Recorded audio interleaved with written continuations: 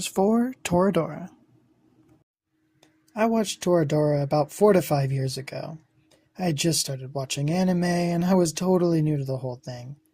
It was during the pandemic, I was like 13 and I had no idea what I was about to experience. I hadn't been through a lot of life yet and my viewing experience was totally different back then. When I finished episode 25, I thought it was a cliffhanger because I didn't watch past the credits to see the real ending, and this story stuck with me. I watched it 4 more times over the course of the year, and 3 of those times were the exact same. I would reach the end, and I would have a feeling of emptiness consume me, because I wouldn't get to see any more, and because I wouldn't find out what happened to Ryuji and Taiga. Luckily for me, it was a 4th time. When I reached that last episode, I decided to see if there was anything past the credits, because I had learned that from watching other anime I'd watched since then. No kidding. It was around midnight on Christmas Eve. I was at a relative's house, and I was watching that episode's ending for the first time. It was my first and only Christmas miracle. It made me so happy to finally see what happened to these characters that I'd grown to care about so much. It was moving, and the only bummer is that I wouldn't see the entire series again for another 4 years. I had been able to move on, although I'd had a tradition to watch the last episode at night on Christmas Eve ever since then. This amazing series needed to be appreciated, and I decided to make these videos on them a long time ago.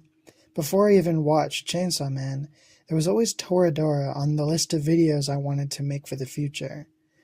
Now that I've been given the chance, it's a dream come true for me, and shows how much I've overcome. Now that I'm no longer really young and I have the life experience to view things differently, this series has taken on a different meaning. It's still incredibly well written, but the first time I watched it, I was just as lost as Ryuji is, and when he got smarter, I got more confused. This video will be about the heart of Toradora, the relationship between Ryuji and Taiga. First, I'll go over how they met, then how they got close, how things got in the way of their relationship, how those things got worse, their competition, how they overcame their flaws and developed new ones, and lastly, their peak. Can't wait.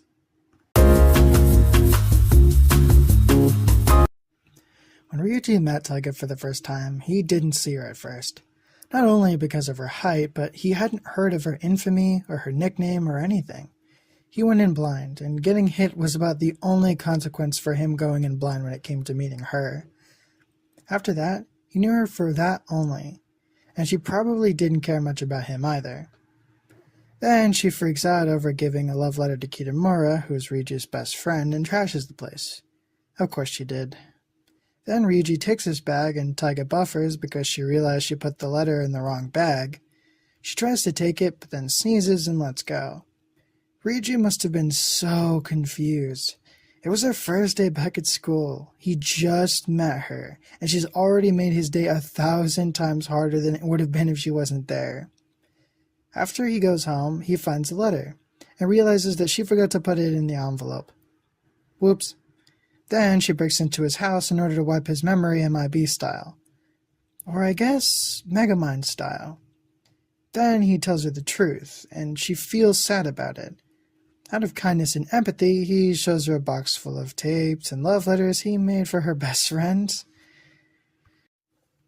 Then, because he couldn't have predicted that outcome, she finds out who he has a crush on. He's not ashamed, he says, but either way, she knows.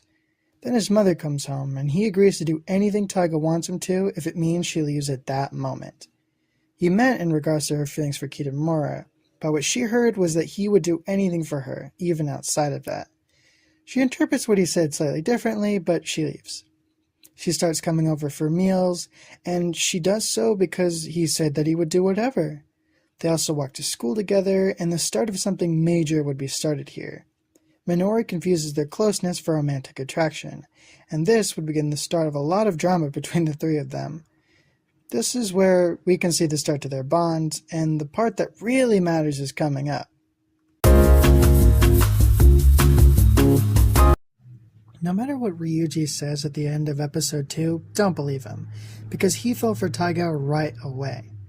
The first indication we see is after he goes to her place to bring her breakfast.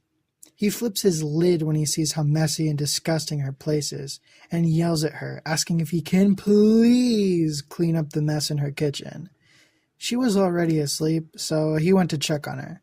She was curled up under her blankets, and he pulled them right off. He says that she looked like a doll, but it was the way that he said it that counts. He found her to be cute, and there's no getting around that. After all that, he cleaned up her place and made her food, and although she seemed ungrateful in the moment, she would show later that she deeply appreciated it. Another moment that shows their bond, and a very important aspect of it, is the look Ryuji has on his face when Taiga is happy eating her food. He looks genuinely happy, and that brought him a lot of joy. It seems like he really enjoys making Taiga happy, and him doing so consistently is a very important aspect of their relationship that will continue for as long as they know each other. The next day, we see another reason why Ryuji falls for Taiga. He admires how hard she works and roots for her to succeed. He also constantly catches her when she falls, and he does that a lot in episode 2. They spend a lot of time together and try their best to get Taiga together with Kitamura, which is interesting. At this point, they enjoy spending time together so much that they don't see the irony in bonding over trying to help one of them be with someone else. They catch feelings pretty quickly, and when the whole school catches on and gets in the way of what they've been working towards, they're very upset. Taiga says some very important things when she's venting her frustrations. She views the whole world as different, and Ryuji is the only person who understands her. She is so happy with him, and the care he's given her has spoken to a deep part of her. After this, her most destructive flaw comes out for the first time.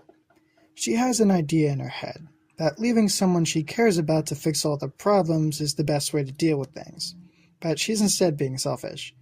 She does it here, and she does it far later. Ryuji wants nothing more than to be with her and to fix the problems together, but Taiga leaves.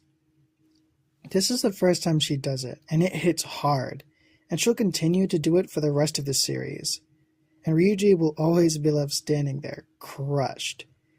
Taiga, on paper, fixed everything that they had agreed was bothering them and getting in their way. The irony was that the decisions she made would have lasting consequences, and they wouldn't be good for anyone. Minori tells Ryuji what she thinks has been going on with Taiga, but Ryuji is so shocked and worried that he leaves her mid-sentence to go after Taiga. I would like to point out that he thinks he has a massive crush on her right now, but without hesitating, he leaves her to go check on Taiga. He finds her mid-confession to Kitamura. Kitamura sucks a lot, but he gets his own video for that. He asks her about Ryuji, and she ends up saying a lot of things out loud that she appreciated that Ryuji did for her. Those things spoke to her and made her really like having him around. Kitamura leaves and doesn't reject her, and she is left standing there. Ryuji announces himself to Taiga, and when she tries to get him to go, he won't. He wants to be by her side no matter what anyone says. This is the way he is now and the way he will be for the rest of the story. He doesn't care about outside factors, only about being with her. They agreed to be together from then on, and then that continued to strengthen over the course of the story. Although, not too long after this, the cracks will begin to form in the foundation that's been set. A lot of pain is to come, and it's just around the corner. Here's a big one. The first thing to get in the way of their relationship is the inclusion of Kitamura and Minori to their group. It's not always a bad thing to have your friends around, and they were ditching their friends to hang out alone all the time, but with their specific issues and the situation that created, it causes problems. We can also see that the first time this happens, their dynamic isn't even functional. The reason why this is crucially bad is because of the outside influences. Taiga and Ryuji were bonding, and they had no one around to pressure them into doing things in any other way than how they wanted to do them. Those two had a deal to help each other out, but they ended up spending a lot of time together, not even talking about their agreement. It's important to not make your life about your partner and your partner alone, and group dating is extremely healthy and safe, but it screwed them up. Being around the person you have a crush on and your best friend completely changes how you act. Both Ryuji and Taiga aren't very capable of understanding their feelings at this point. They were both bonding like crazy, but still thinking that they were just planning to help each other out. But at this point, they started acting differently towards each other, now that others made them act differently in this group setting. They both had constant reminders that, in their mind, the other was interested in someone else, and that they were also interested in someone else, and just for fun, that their partner in crime knew that they were interested in someone other than them. This outside interference is what got in the way of them being conscious of their feelings. They weren't given the chance to develop their feelings in a normal way due to circumstance. Their relationship was built on an agreement to help each other find different partners. And because of that, it would take a lot of time for them to understand that it might not be what they wanted any longer, and it was likely a part of their process to bond together. They were just figuring out how much they like each other, and their friends got in the way. I would also like to mention that from their friends' perspective, it was completely reasonable. Their best friends were hanging out alone together all the time. They didn't hang out with their friends for a while, and they were getting cut out. Minori and Kitamura wanted to be included because it mattered to them to be able to be a part of their friends' lives. Despite what Taiga had said to them, they both knew that Ryuji and Taiga had feelings for one another, and they just wanted to be a part of them friends' lives. The consequence, however, was that Ryuji and Taiga had a much harder time accepting their feelings because of this. After Ami is introduced and another person is added to their group, they audibly sound disgusted by the idea of them being romantically interested in one another. This just isn't the case, and there's tons of proof that they have an attraction towards each other. Taiga and Ryuji are always together whenever they get the chance. They get upset at each other, and the relationship isn't perfect, but they also do things for each other. Like how Taiga supports Ryuji by telling him about Minori's job, and helping him out when he gets a job to be with Minori.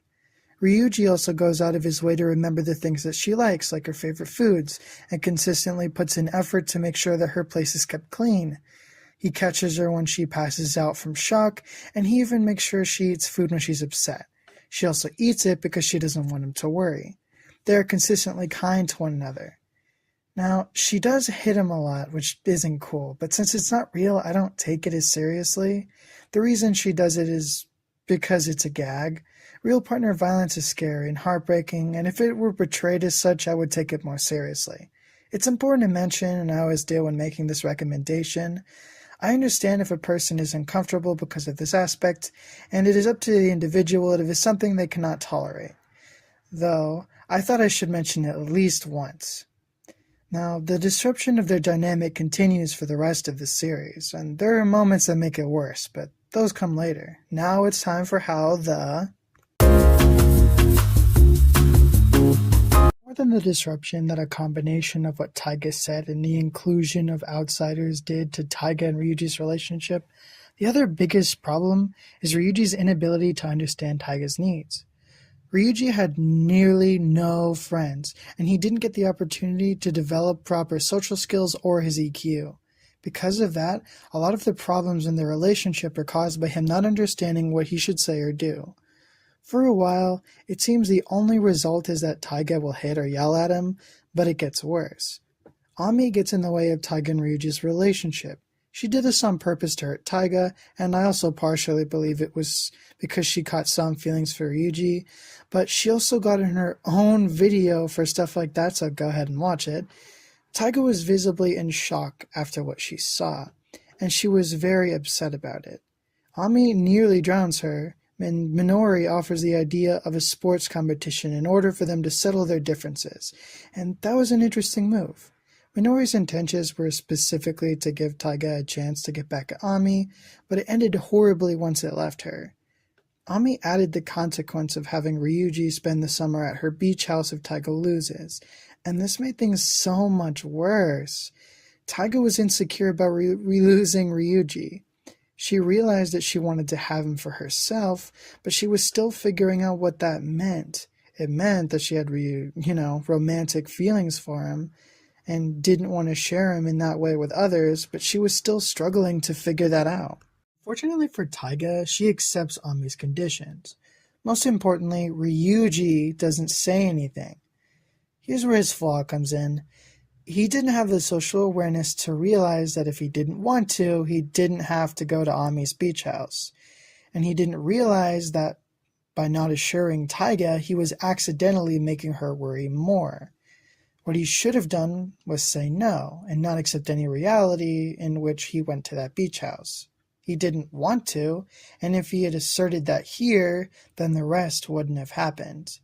He supports Taiga and wants her to win, but what he doesn't realize is that the harder she has to work, the worse it is.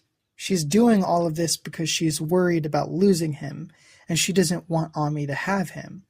So when he makes that, the reality, when he basically tells her that she has to compete for him, and then later he reassures her that everything will be okay even if she loses, it sets her off. Of course she's mad, and she feels so hurt and confused. She hasn't been able to figure out why she's feeling the way that she was, but her words gave indication. She accused Ryuji of wanting to go to the beach house, and she was valid for that. Ryuji didn't say no, and the competition is only happening because he didn't say no. Also, Taiga doesn't get anything special for winning. She just doesn't lose Ryuji. She is fighting specifically and only for him, and he can't see that because of his lack of emotional intelligence.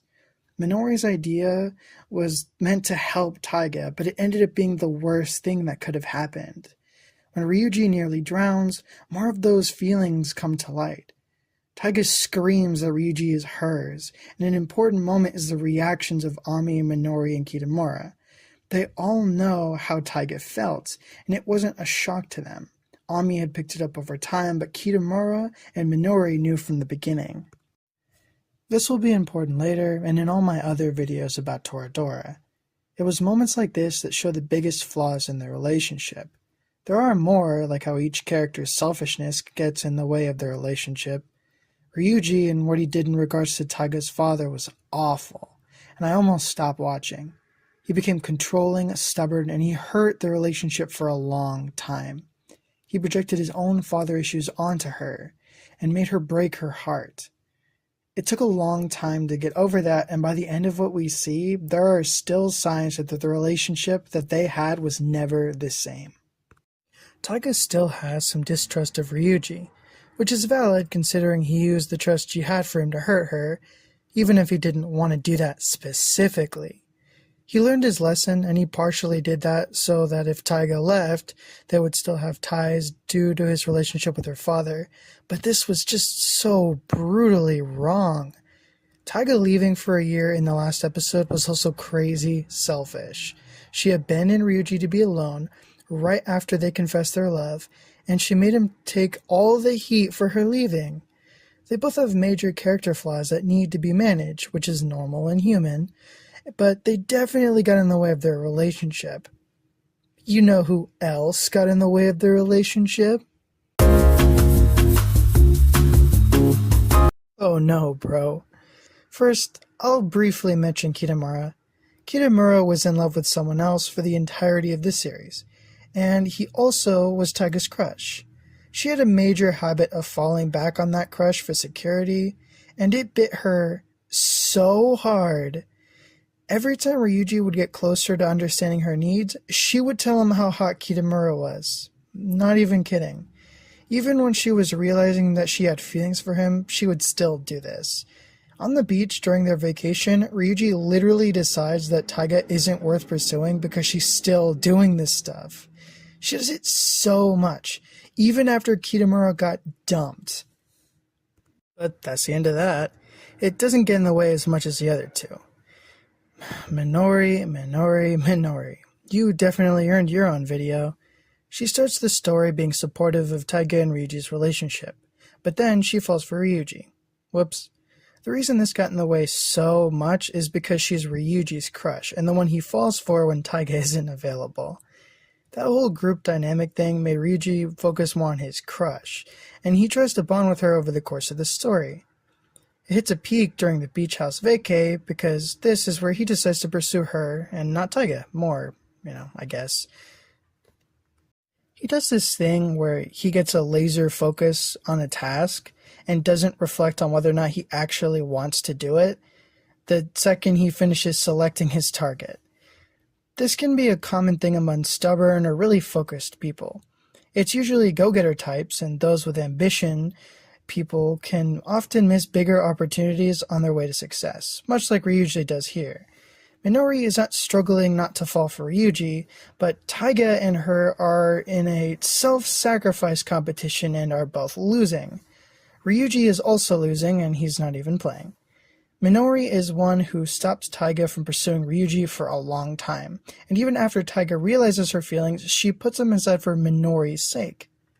They both came to their senses in the second to last episode, but wow, that takes a while. The other and more aggressive obstacle in the way of their love is Ami. At first, Ami only messes with Taiga because she's mean, but once she catches feelings for Ryuji, it's all over. Ami goes out of her way to sabotage all who are interested in Ryuji. She flirts with him and fights for him to get Taiga out of the way, but fails. Then she uses Minori's guilt to get her out of the way, which works so well it doesn't even really end. The only thing that stopped her was her double-edged sword. Because she wasn't able to tell Ryuji how she felt, she was just screwing up everything for everybody else, and still didn't get what she wanted. All three of them got in the way in one way, shape, or form, but that didn't stop Ryuji and Taiga from finding a way to be together. Luckily. The way these two finally managed to overcome their flaws, realize their true feelings, and be together took a lot of time and growth. It started more or less with a dream about the future they were going to have together. It was upsetting and confusing because of all the outside influences, but it still showed their love. They didn't even flinch at the idea that if their other romantic interests fell through, they would end up together, which is just the best, and they never really talk about that. And then they worked even harder to accomplish their goals. Dang it! One moment of self-reflection was important. Taiga realized that she always wants to be close to Ryuji, and that the dream they had wasn't actually really that bad. It's things like this, and the fact that they have to make choices to be together, even if it sabotages their chances with their crushes, that show that they really want to be together, even despite any dysfunction they have. Unfortunately, Taiga went back to using her crush on Kitamura as a point of stability, likely spurred on by her uneasiness of the realization she just had. It sucks. There's also one moment where I mentioned it earlier. Both Taiga and Ryuji both look towards each other to see what they are doing. Ryuji sees Taiga with Kitamura and decides to pursue Minori with intense focus. Darn! Another huge moment of reflection when Ryuji almost realized his feelings when Taiga and Kitamura were being shipped together by their classmates. He had a similar feeling that Taiga did when she saw him and Ami together. Taiga felt insecure, but Ryuji got mad. He uttered words so deep, he actually had like a deep voice. There are multiple exact reasons why he might have reacted the way he did. I think it was a combination of being told that he didn't know something about Taiga, and the fact that the foundation of their relationship was being questioned. When the guy said that Ryuji might not have known about Taiga's crush on Kitamura, it set Ryuji off, because this was the basis of their relationship. He's one of the only people who knows that, and it made him viscerally angry. He also started reflecting on his feelings for Taiga after this. He wants to be with her instead of Minori when he ditches the Christmas party, and he always shows that he chooses to be there for Taiga over anything else, which has been consistent since episode 2, and he's been covering her since episode 1. Her stupid reoccurring crush on Kitamura hurt him once again. He catches on to her feelings after he leaves to go to the Christmas party. Finally. She made him leave every step of the way, and he didn't want to go. Even after he was out the door, he still wanted to stay. I'll get to this more in my Taiga video, but this selfish selflessness mentality is very destructive. The difference is whether or not you are actually making a sacrifice for something the other person wants. Taiga is forcing Ryuji to go, but he doesn't want to. That's not self-sacrifice. That's selfishness. She runs after him and fully realizes her feelings for him. Then she gets over her stupid crush on Kitamura. During the ski trip, Taiga goes for the hair clip that Minori lost, and she hits her head. Ryuji finds her in the snow and hears her say that she loves him. He is dealing with those feelings, and she doesn't come back for a while. She says that she was just hanging out with her mom and everything is cool, but later evidence suggests that was false. Ryuji is confused as to why Taiga is still trying to get him together with Minori when she comes back, but, he's still there with her and trying to figure out his feelings, poor guy. After the most messed up scene I've ever seen was played off so hard, Ryuji starts to try to process his feelings some more, which we can see as he runs after her. Dude, no! Whatever. He realizes his feelings, first telling Minori, then Ami, then he asks Taiga to marry him. Bit of a jump, but I'll keep going. He decided to live a life that he can be proud of, so he makes his mom reunite with his grandparents and wants to try to properly marry Taiga with both their parents' permission. Awesome.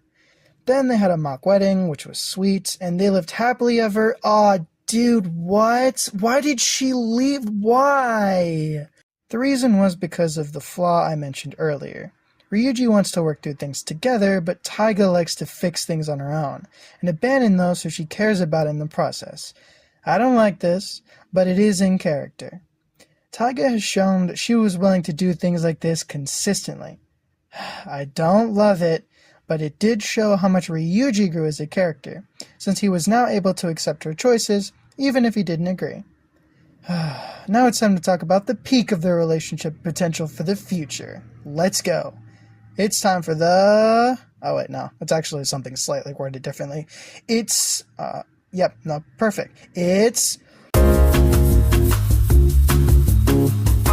The best and most healthy version of their relationship is interesting. The best they've both shown to treat each other is under two conditions. One is that Ryuji is capable of understanding Taiga's needs, and the second is that Taiga communicates her feelings effectively. It sounds weird, but I mean it.